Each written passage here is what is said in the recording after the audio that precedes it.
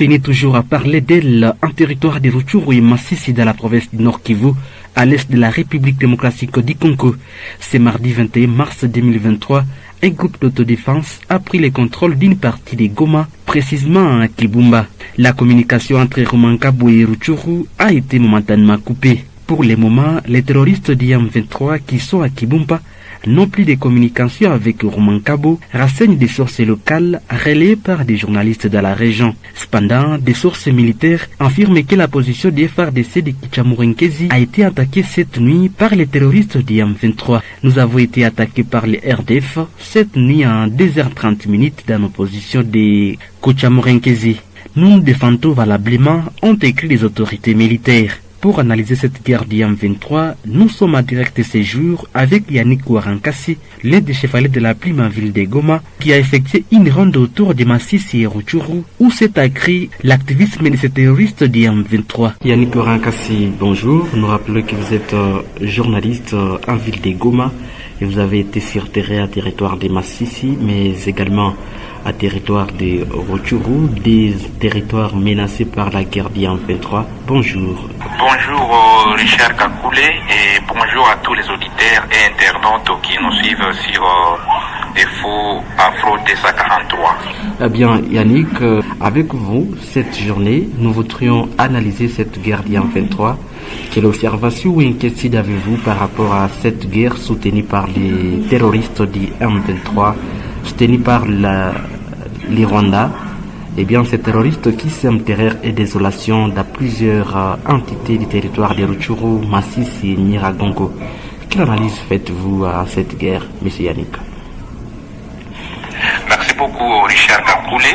Et d'abord, d'entrée de jeu, je voudrais saluer le courage des forces armées de la RDC qui sont sur différentes lignes de front en train de combattre les terroristes d'IM23.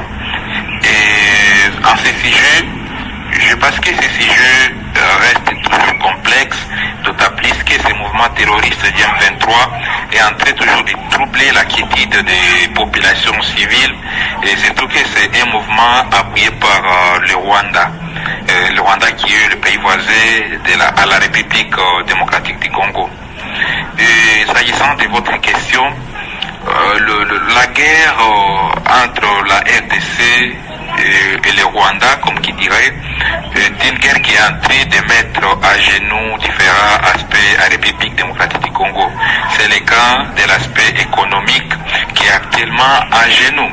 Et si vous prenez par exemple la ville de Goma, qui est la capitale provinciale de Nord Kivu, est en train actuellement de traverser des moments difficiles du point de vue économique. Vous le savez, ces jours-ci, cette ville est isolée du reste de la province.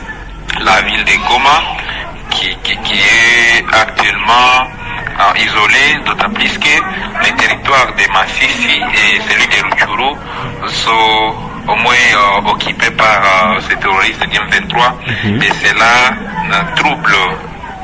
Cela inquiète la population civile, et vous allez constater qu'à Goma, le prix des denrées alimentaires est revu à la hausse. Si vous pouvez demander, nous avons réalisé récemment un reportage quant à ça, et nous avons constaté que actuellement, la situation économique est devenue catastrophique ici à Goma, surtout après que cette ville soit isolée du reste de la province. Actuellement, ces terroristes sont, par exemple, à Kichanga, ils ont coupé la route menant vers Kichanga, Mouchaki, pourtant sont des routes d'intérêt général. Et c'est après qu'ils ont coupé le différents tronçons au niveau des Rutshuru, puisque c'est là qu'ils avaient commencé. Ça fait presque une année que le M23 a surgi dans la province du Nord Kivu. Et la situation économique est vraiment mise à genoux. Ces terroristes du M23 parce qu'ils sont en train de réussir leur mission, mais le gouvernement congolais est en train toujours de rassurer la population aussi. La poursuite des opérations afin de pouvoir reconquérir les différentes zones qui sont occupées par ces hors-la-loi. appuyé par les Rwandais. Et cette situation inquiète la population civile et sur cet aspect-là. Et vous comprenez que ça, l'aspect économique, la ville ne peut pas exister. D'autant plus que Goma est l'une des grandes villes de la République démocratique du Congo où la population ne vit que surtout du commerce, dans la plupart du commerce, et donc des activités économiques. Vous le savez, ici à Goma, il n'y a pas de champs où les gens peuvent aller cultiver. Donc, je veux dire que comme la route est coupée, je dois prendre, je ne sais pas, mes matériels et puis aller au champ pour cultiver afin que mes abats se trouvent à manger. Donc, c'est peu compliqué ici à Goma où les gens vivent seulement du taux du jour. Donc la situation économique est vraiment mise à genoux par cette guerre du M23. Mais je suis en train de voir cette question différemment et je suis en train de me dire que actuellement la situation semble être améliorée. Donc améliorer comment? Ça fait presque quelques jours que la situation est calme, on s'est retiré, les affrontements. Donc il y a plus des affrontements, il y a cessé le fait qui est en train d'être observé, et parce que c'est l'une des bonnes voies, et peut-être que la fin ne sera pas terrible. Et même si certains analystes estiment que si aujourd'hui il y a cessé le fait, c'est puisque l'ennemi est en train de chercher comment venir occuper Goma, puisque l'ennemi a été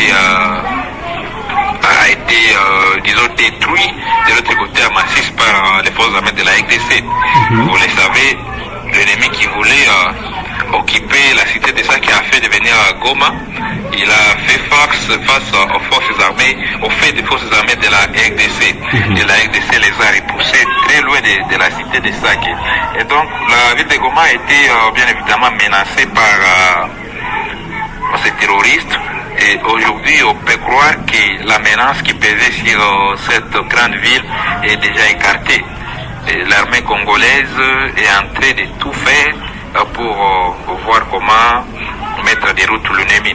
Mais il faudra aussi souligner que si aujourd'hui les terroristes du M23 ont avancé et ont réussi à conquérir des grandes agglomérations, c'est puisqu'il y avait un repli stratégique.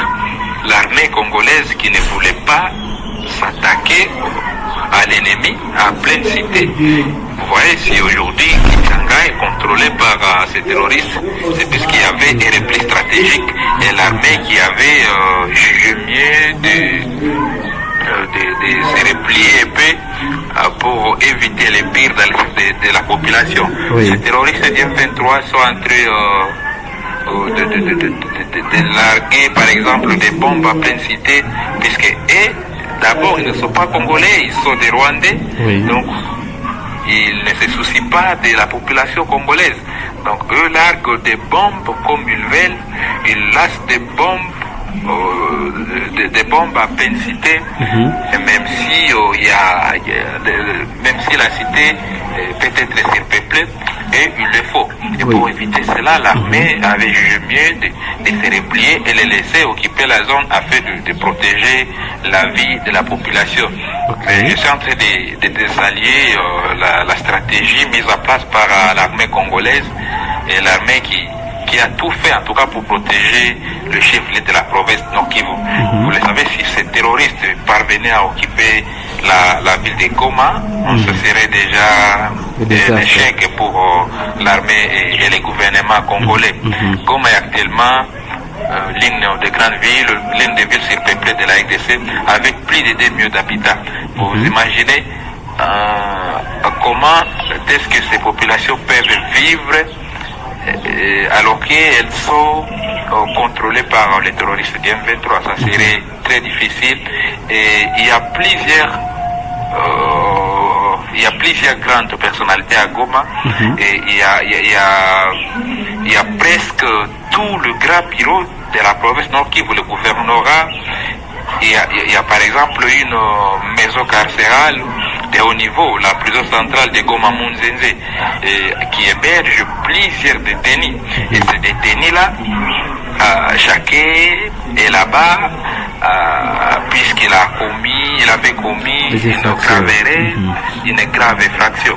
Et si le M23 parvenait à conquérir la ville de Goma, ça veut dire que la vie de la population sera encore une fois de plus à danger, puisque l'ennemi aura d'abord comme premier objectif de libérer le sien qui est dans la prison centrale, qui est incarcéré dans la prison centrale de Goma Munzenze, et ça sera une occasion pour d'autres de quitter. Alors qu'il y a des grands criminels, des grands chemins qui sont de ce côté-là. Et quand le 1-23 vient à Goma, il libère les prisonniers. Vous voyez déjà, avec une criminalité urbaine qui monte toujours au créneau à Goma, et si encore on libérait ces détenus, ces criminels de grand chemin, ça serait pire, et la vie pourra se compliquer davantage, surtout pour cette population de la ville de Goma. Donc voilà un peu, le 1-23 inquiète au plus haut niveau la population. Il est en train de piller comme il veut. C'est par exemple à Rutshuru, où il a été de massacrer la population dans certaines agglomérations. On en parle moins, et c'est choquant. Donc la population qui a tellement contrôlé, qui a tellement dans les cités contrôlées par les terroristes du M23, est en train vraiment de traverser des moments très très difficiles, puisque là c'est la dictature. C'est la dictature, il n'y a plus question de la justice, il n'y a pas question de négociations, non. Et quand tu es dans les visères de l'ennemi, et directement il t'achève. Et à t'achèvant, c'est déjà, comment dirais-je, c'est déjà un crime contre l'humanité, mais malheureusement ces terroristes ne le savent pas. Donc nous devons tout faire pour soutenir l'armée, quelles que soient différentes tendances, quelle que soit votre tendance, si pas politique, et si vous êtes même un journaliste congolais, on est dans l'obligation de le faire. C'est pour montrer le soutien indéfectible aux forces armées de la RDC afin de libérer ces compatriotes congolais qui sont en train de croupir, qui sont en train de traverser des moments difficiles. De l'autre côté à Rutshuru, de l'autre côté à Massissi. Donc c'est cette situation, mais la ville de Goma actuellement, très bien, il n'y a pas vraiment de choses à craindre pour la ville de Goma dans l'aspect la sécuritaire. Elle est très bien contrôlée par son armée, et même si il y a une très grande problématique, tel que je l'ai évoqué dans mes précédentes interventions, liées à ces situations économiques.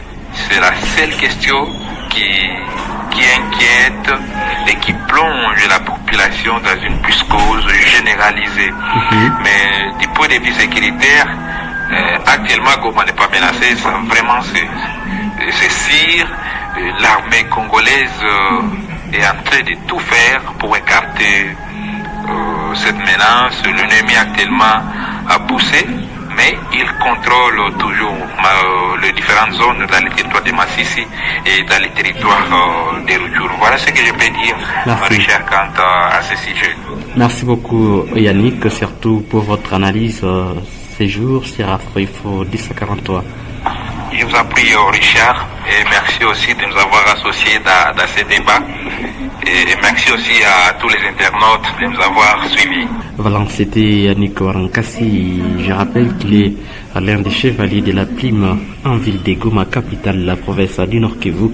Lui qui est revenu sur son analyse par rapport à cette guerre du M23, la guerre qui fait couler beaucoup d'encre et de salive dans les bouches de plusieurs autorités militaires, civiles et politico-administratives. Et de l'autre côté, dans les grands nord de la province du Nord Kivu, il est invité à la radio onusienne ce mardi 21 mars 2023. Les porte-paroles des opérations conjointes par les CUPDF, le lieutenant-colonel Makazukai, a pensé à relever la situation sécuritaire dans sa zone opérationnelle, territoire de Beni au Nord Kivu, Irumu et Mambasa dans la province de l'Ituri. Dans son intervention, Makazukai a appelé toute la population à la résistance et à la résilience face à la menace des rebelles ADF. À croire cette autorité militaire, les terroristes ADF qui sont actuellement coincés par la force de la coalition FARDC-UPDF à territoire de Beni cherchent refuge dans la partie sud de Beni, à Oicha, Bachou et même dans une partie du territoire de Lubero où ils commettent des dégâts humains et matériels, tout en présentant ses condoléances aux familles des victimes de l'attaque de l'ADF à territoire de Lubero. Lieutenant-colonel Makazukai rassure cependant que la coalition FARDC-UPDF reste déterminée à rétablir la paix et la sécurité dans cette partie est de la République démocratique du Congo.